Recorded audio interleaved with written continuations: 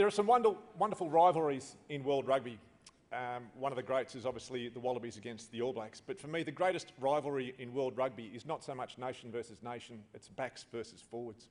And as Fitzy alluded to, the forwards are the big, strong, tough, aggressive, charismatic, witty, handsome, intelligent individuals who spend 80 minutes of every game selflessly trying to get the ball so they can give it to the backs, who either drop it or kick it away. And as an ex-rugby forward, my greatest fear is that my son will grow up to become a back. I think let him be a pimp or a lawyer if you must. But please keep him out of any jersey numbered 9 through 15.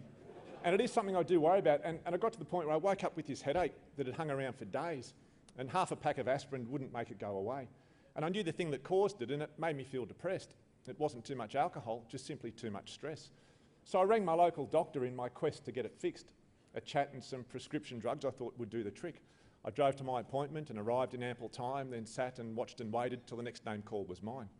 I walked into my doctor's room, he's checked me up and down, then peered over his glasses and asked me with a frown, "Are you worried your blood pressure might be up again?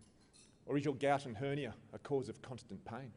Are you being bothered by your bulging lumbar disc, your slowly failing eyesight, or your subcutaneous cyst, your rheumatoid arthritis, or those ulcers on your tongue, your kidney stones, your fungus, or those dark spots on your lung, your low sperm count, your dodgy knee, that cancer on your hand, that rash around your anus, your grotesquely swollen gland?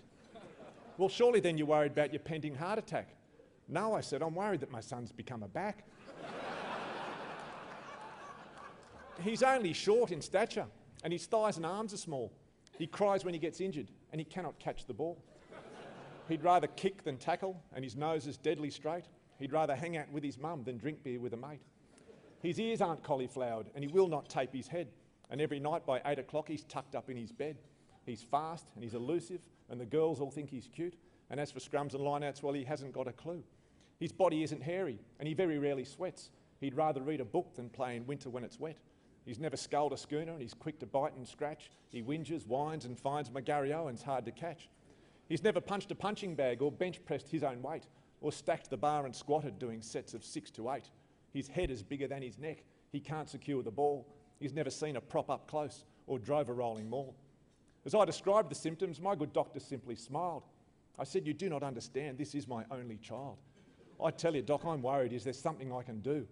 "Give it time," my doctor said. "Your son is only 2.